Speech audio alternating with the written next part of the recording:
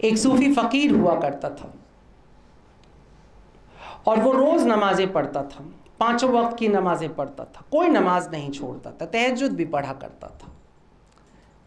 20 बरस जिंदगी के उसके बीत गए जब उसने एक क्षण को भी नमाज छोड़ी, उसने कभी नमाज नहीं छोड़ी। 21वां बरस शुरू हुआ और वो मस्जिद में पहुंचा और नमाज पढ़ने के लिए झुका।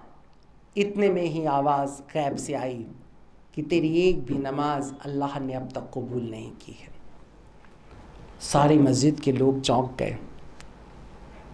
चौंकना बहुत लाजमी था, स्वाभाविक था। 20 बरस से जिसने एक नमाज न छोड़ी, अगर उसकी कबूल ना हुई तो जो छोड़ पकड़ कर रहे उनका क्या हाल होगा। सभी घबरा गए और उदास भी हो गए, कहीं तो रो भी पड़े कि क्या अल्लाह, ये सिला 20 बरस इसने रोज नमाजें पढ़ी और इसका सिला ये कि एक कबूल ना हुई। लोग एक दूसरे से कानाफूसी कर रहे थे, अफसोस जाहिर कर रहे थे, लेकिन लोगों ने देखा अरे ये क्या हुआ। वो फकीर को तो हार्ट अटैक पड़ जाना चाहिए था, लेकिन फकीर था कि मस्त होके नाच रहा था, नाच रहा था, नाच रहा था, रो रहा है, नाच रहा है, सजदे पे सजदा किया जा रहा है।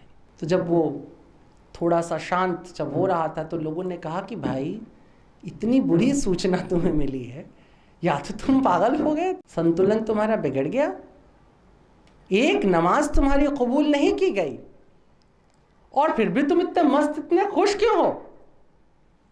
तो उस फकीर ने कहा कि अरे कबूल उबूल छोड़ो, इससे क्या मेरा लेना देना, बड़ी बात यह है कि अल्लाह की नजर मुझ पर है, 20 बरस से वो देख तो रहा है, उसको खबर तो है। मोहब्बत की इंतहा ये होती है कि तुम्हारे महबूब को तुम्हारी खबर तो है।